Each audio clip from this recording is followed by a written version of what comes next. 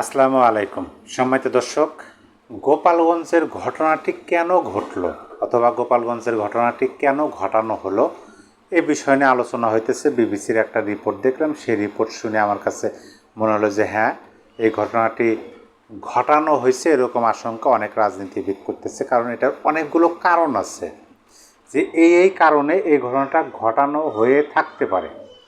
যেমন ধরেন, মৌমাছির চাকে যদি আপনি ঢিল দেন, তাহলে কিন্তু মৌমাছি আপনার সেই চাক ছেড়ে উড়াল দেবে এবং যিনি ঢিল দিচ্ছেন তাকে আক্রমণ করবে। এটা স্বাভাবিক বিষয়। সেই জন্য বলা হয় মৌমাছির চাকে ঢিল দিতে নাই। এনসিপির নেতারা কিন্তু এটা ভালোভাবে জানতো যে সারা বাংলাদেশব্যাপী তাদের যে সমর্থন, তাদের যে সমর্থক আছে বা নেতাকর্মী আছে, এটা তারা যেমন জানে, ঠিক তেমনি গোপালগঞ্জে তাদের কেমন সমর্থন আছে, সমর্থক আছে, সেটাও তারা ভালো জানে।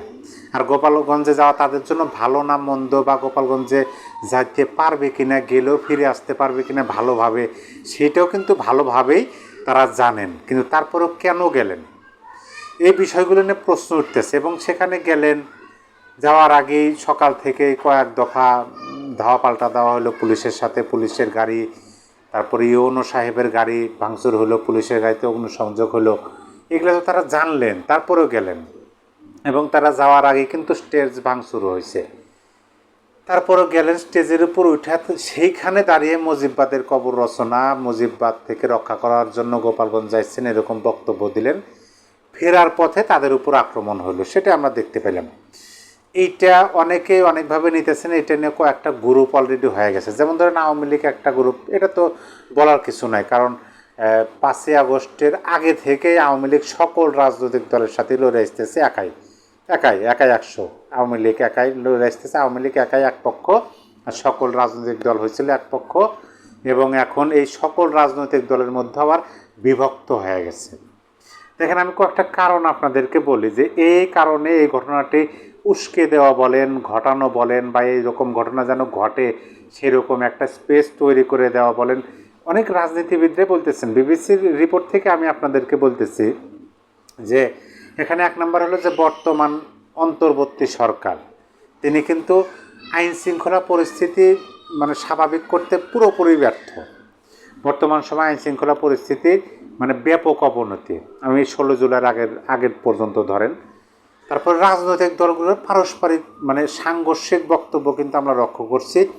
বিশেষ করে ইদানিং ঘটে যাওয়ায় যে আপনার মব, তারপরে আপনার কি বলে সংঘবদ্ধ মব সৃষ্টি করে হত্যা করা, তারপর চুরি, ছিনতাই, চাঁদাবাজি, ডাকাতি, এই বিষয়গুলো নিয়ে কিন্তু বিভিন্ন রাজনৈতিক দল বিভিন্নভাবে একে অপরের সাংঘর্ষিকভাবে কিন্তু বক্তব্য তারা দিচ্ছেন।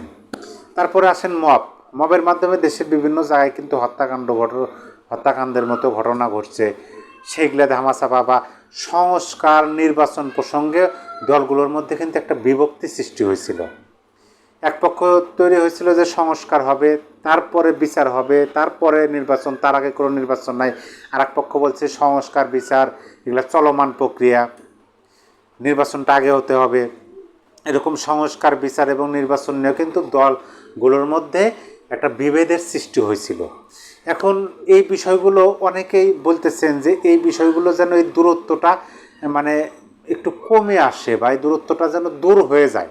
সেই জন্যই তাদের হঠাৎ করে, তারা তো করতেছে জুলাই পদযাত্রা, সেই জুলাই পদযাত্রা থেকে হঠাৎ করে 16 জুলাই উপলক্ষে লং মার্চ টু গোপালগঞ্জ করার, এটা কিন্তু উদ্দেশ্য হতে পারে যে এক নম্বরে এই 16 জুলাই আপনি যদি ধরেন সরকারের বর্ষপূর্তি উপলক্ষে সরকারের যত ব্যর্থতাকে এই ঘটনা দিয়ে ধামাচাপা দেওয়ার চেষ্টা থাকতে পারে। আইন শৃঙ্খলা পরিস্থিতির অবনতির এই বিষয়টাতে ধামাচাপা থাকতে পারে। রাজনৈতিক দলগুলোর মধ্যে যে পারস্পরিক দ্বন্দ্ব, সেই দ্বন্দ্ব লাঘবের চেষ্টা থাকতে পারে। যতগুলো মব নিয়ে আলোচনা হয়েছে, সমালোচনা, সেগুলো ধামাচাপার চেষ্টা থাকতে পারে। সংস্কার বিচার এবং নির্বাচন প্রসঙ্গে রাজনৈতিক দলগুলোর মধ্যে বিভক্তি দূর করার জন্য এই ঘটনাটা উস্কে দেওয়া বা মৌমাছির চাকে ঢিল দেওয়ার মতো ঘটতে পারে। রাজনীতিবিদরা এটাই বলতেছেন, এই সমস্ত কারণে ঘটনাটা ঘটানো হতে পারে।